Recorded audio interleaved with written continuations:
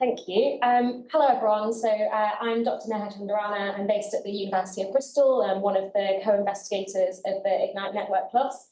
I'm going to talk to you today about the activity that I'm leading on, which is Prescribed Activity 5 on mentoring and advocacy. I don't have a lot of results to show you, like the previous presentation, but I'm going to tell you a little bit about what we have been doing and what we hope to achieve through this work.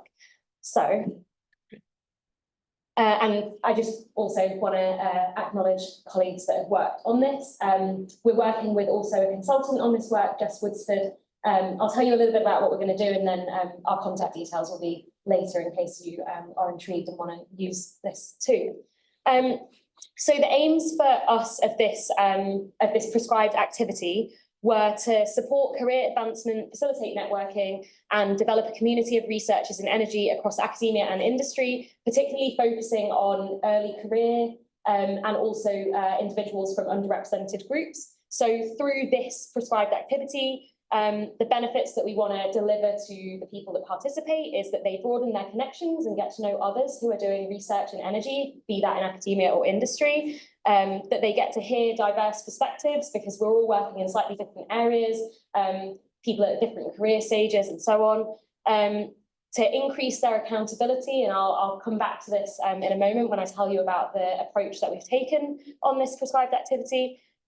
Learning from others, so by doing work in groups, we get to hear other people's perspectives as well, and also developing your own leadership, whatever that might look like for your career stage or the area of work that you're in. And then finally, promoting change. So we hope that the things that people learn from one another within this programme, they'll be able to go back to their organisations and also tell others about the things that they've learned and promote change within those spaces. So why have we chosen something called action learning circles? So we've kind of blended together two different approaches, which you may have come across before, but I'm just going to introduce you to the concepts and why we've chosen them. So firstly, we've chosen to use mentoring circles rather than a sort of one-to-one mentoring. And the main reason for that, or there's many, but one of them is that it allows participants from different backgrounds to learn from many others rather than just one.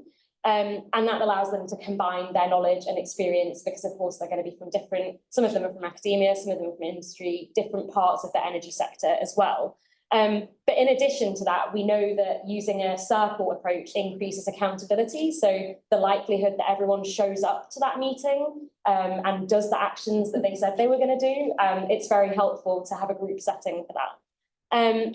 So we combine this with action learning. So this is the framework that we're using to implement our mentoring circles. And action learning facilitates group peer mentoring support, and it's defined as a continuous process of learning and reflection supported by colleagues with an intention of getting things done. So with this in mind, the programme is, or the pilot of this programme, so we're running it for the first time, we may run it again in the same or different way, depending on how it goes. But the intention is that this is a 6-month programme where everyone comes into it with a particular area that they might want to work on related to their career, and that through these action learning sets over time, they're able to work on that problem or challenge or area of work, and that they deliver actions throughout, and then they're able to kind of have the agency to deliver what they need for themselves.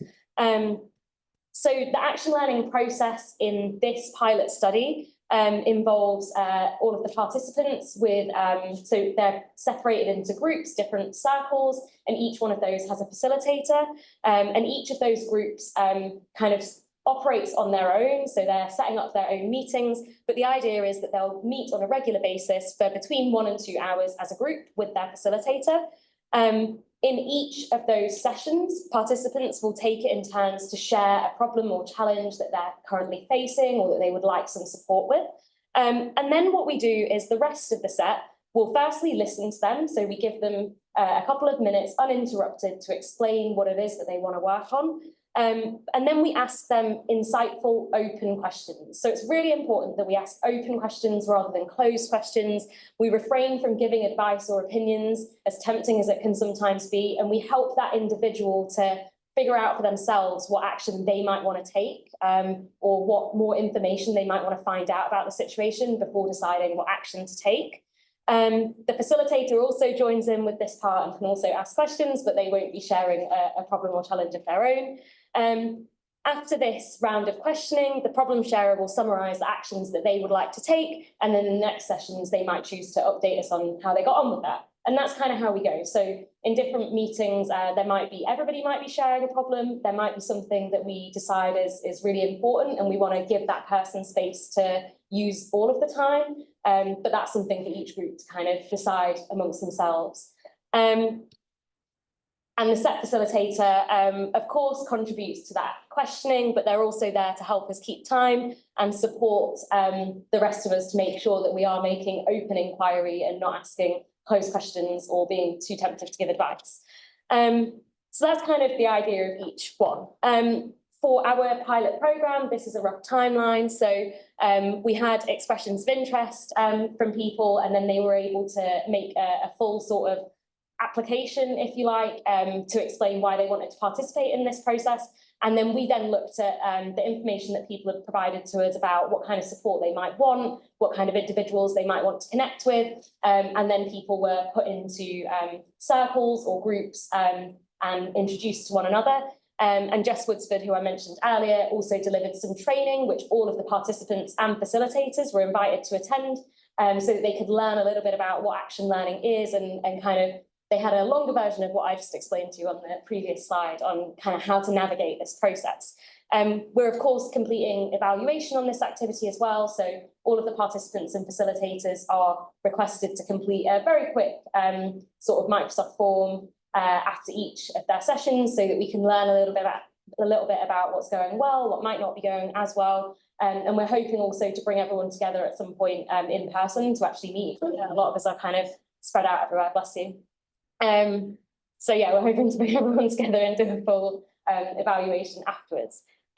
So in the interest of time, I'm gonna not tell you more about all of these things now, but thank you for your attention. And if you are interested in any of the things that I've said, then please feel free to ask questions or to get in touch with one of us.